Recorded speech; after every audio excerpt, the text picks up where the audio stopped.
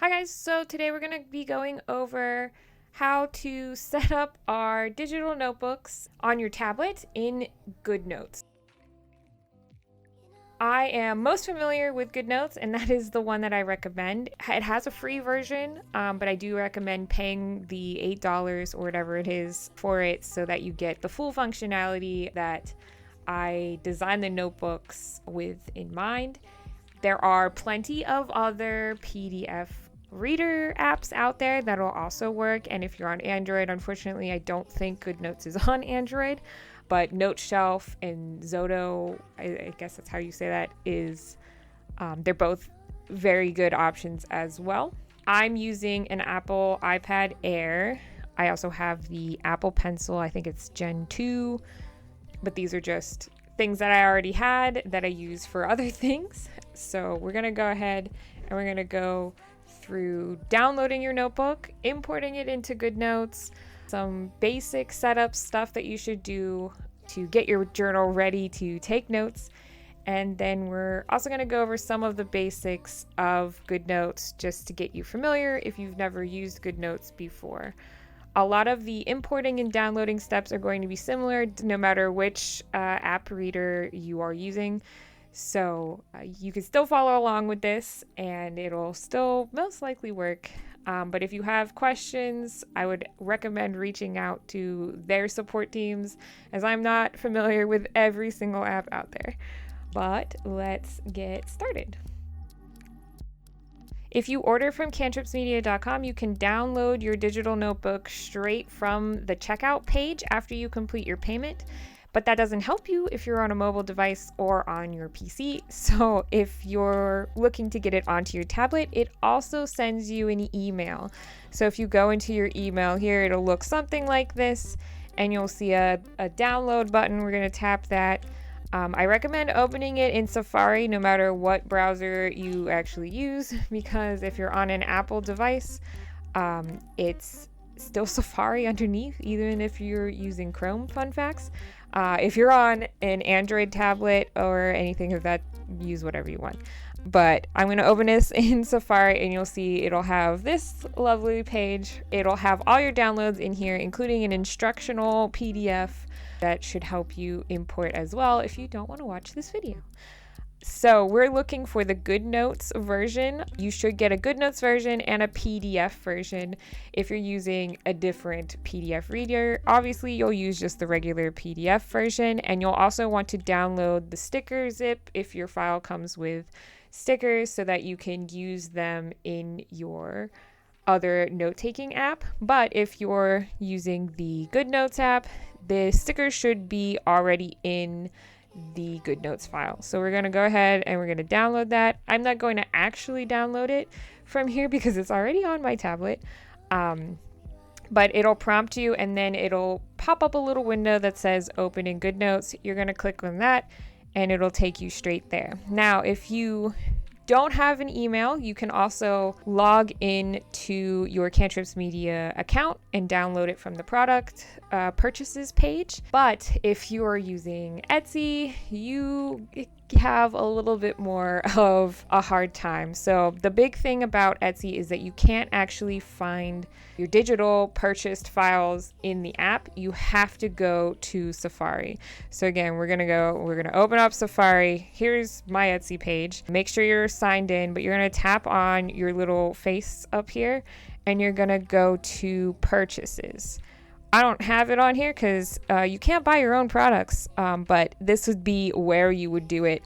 And you would find the transaction with the digital notebook and you would find a download button on the right. You're going to click on that and it'll pop up and have a new page where it has all your downloads. This is a different download for my baby shower. But you're going to hit that button and it'll download it onto your iPad. If you have your file downloaded onto your iPad or your tablet, say for instance you downloaded it into your iCloud like I have here, you're going to go in here, you're going to click on it. In this top right corner, you're going to find the share button. For other tablets like Android, it's probably going to say like open or open in. It could also say share. It depends on your device, but you're going to look for a similar type button. You're going to click on that, and then you're going to find your GoodNotes app, or I also have Notability in here, whatever, and you're going to click on that. Then it's going to ask you if you want to import it. Right now I have it already opened as a GoodNotes file, so I could import it into the current file, which I won't be doing, but you want to import it as a new document, and then it'll ask you where exactly you want to save the file. I'm not going to do that because, again, it's already open. So the big thing is you can't write on this screen unless you tap this pencil. With the pencil not tapped, you can swipe, you can go to the different tabs, you can use your pen or pencil as like a navigational tool. If you want to write on your page, you have to tap this little pencil with a little like scribble icon. Once you tap that, it'll drop down a beautiful little box of all the different options from your pencil, your highlighter, shapes, your lasso tool. You can import images, whatever else. You can still swipe to the next page, but if you're using the pencil, this will actually allow you to like write on the screen and do stuff. So that's the biggest, and the one that when I first started using GoodNotes was like, how do I do this? So that's one thing. Another thing is you can change all of your pen options. I have like a big highlighter type thickness, and then I have like a tiny one and a medium, which is what I usually use. And then I have all these different colors, and you can come in here and edit your colors. You can add new ones and whatever else. I've already kind of set up some of the things that I like in here, so I don't have to do that. You can do the same thing with your highlighter. You have different sizes, and you can add different highlighting colors. The other cool feature is this zoomed in box. So if you want to write in a particular section, but you don't want to zoom all the way in, you could do this, select a color, and then you can start writing right on this big box, and it'll write in for you. Please ignore my horrible handwriting. And you can actually scroll left and right. It's super handy, so then you can see the whole page without while still being zoomed in and using this section. The last thing I'm going to kind of show off in here is the sticker stuff. So if we turn off the pencil editing, we go to the home page, you'll see there's a little button here that will take you to the stickers. On GoodNotes, I've already had them added in, so you should be able to lasso them and use them in GoodNotes. However, if you're not using GoodNotes and you want to add your stickers in, what you could do is manually add in images, and it's going to be very similar to the way that GoodNotes is set up, but again, it's going to look different, and the functionality might be slightly different based on whatever app you're using. But for GoodNotes, it's pretty simple. This one doesn't have the PNG background, so you'll just have to excuse that. But you can just tap on an image and import it and then shrink it to whatever size, and you can actually copy it from this sticker page then. So you can place all those stickers that you feel like you're going to be using on this page and be able to reference them later. If you're in GoodNotes, you also have the ability to add your stickers to this, like elements, I think is what it's called. But you can actually add a new collection and add all of these stickers from the zip file into here so that you can have them for other notebooks if you would like. But to use the stickers themselves, you're going to want to use this lasso tool. Make sure that images is on. You can turn the rest off if you want. I just keep everything on because it just makes it easier.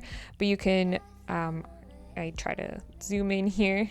So you can just circle it and then hold for like a second, and then you can hit copy.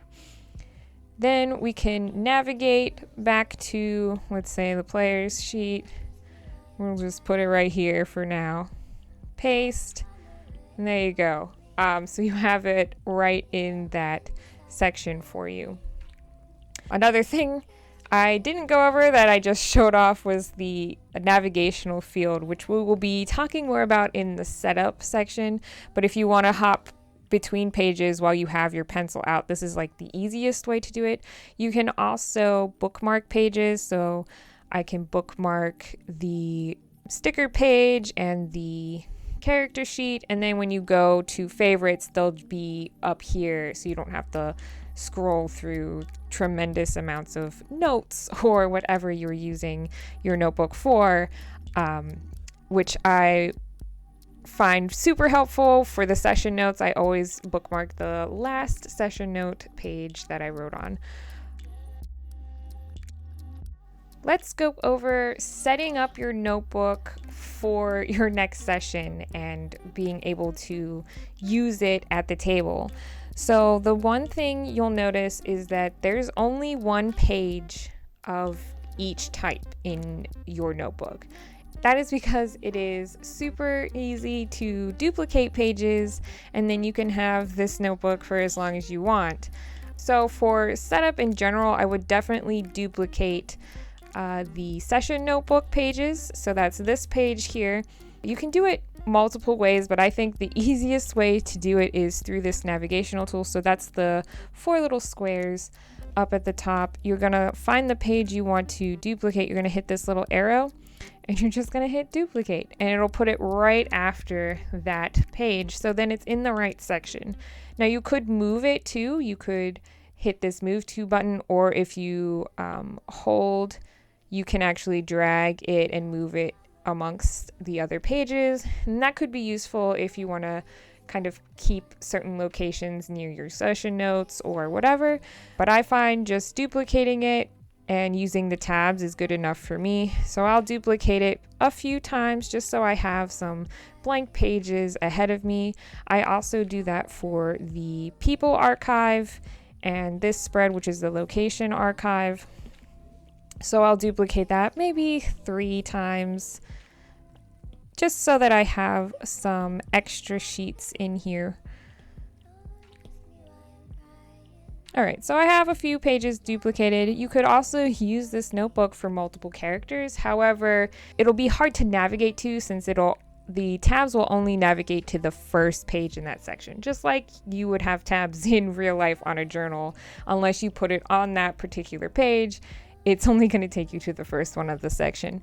So really these are designed with one character in mind, but you can use it for multiple characters, so you could duplicate that spread as well.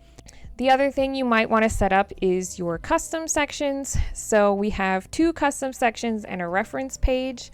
So the reference page is made with the idea that you can drop links in there. So maybe you want to go to something like D&D Beyond, take your Druid spell list and put a link to that full spell list here so you have it as easy reference. That's what the reference section is from. The other thing you could do is set up your custom sections, so you can write in here like what your section name is and the description, and then these buttons will actually go to the section. You can copy and paste that information here, and then you could use this for whatever you want. I have included extra blank pages, so if you go to the home button and you hit this blank sheet section, you'll have lined blank sheets, like a grid blank sheet and a dot grid. So you can actually take and copy these and move them into those sections, and then you would have your own sections to do whatever you want. Say you wanted to draw out what your character looks like, or you wanted to take notes on something like your party's backstories or something like that, you could make a section completely your own in here. You can get to your custom sections quickly by using this little square with the pencil icon. If you tap on that, it'll take you to the stickers and the custom sections. You can also get there from this homepage dashboard. You have custom section 1 and custom section 2. This is also where you can get to some other quick things that aren't on your tabs, like the inventory section, where you can keep track of everything you own and your treasure, of course. You can also get to your background pretty quickly here if you need a refresher on what you look like or anything of that nature. So that's it. That's the basics of using our digital journal. If you have any questions, comments, or concerns, please feel free to reach out to me either via my Cantrips Media website or even in the comments below. I'll try to get to as many as I can, though my website is the better way to contact me. I'm hoping to have a Dungeon Master version out soon, as well as some printables, which is also the other thing that people have asked a lot about. So stay tuned for more digital products, as well as some stuff specifically for you DMs, aka for me, because I need them. If you liked this video and you're doing a lot of virtual or digital stuff at the table, you might also like some of my tutorials on Foundry, the virtual tabletop. So I'll put some links here so that you can access that playlist and learn a little bit about how you can do D&D digitally. So go check those out.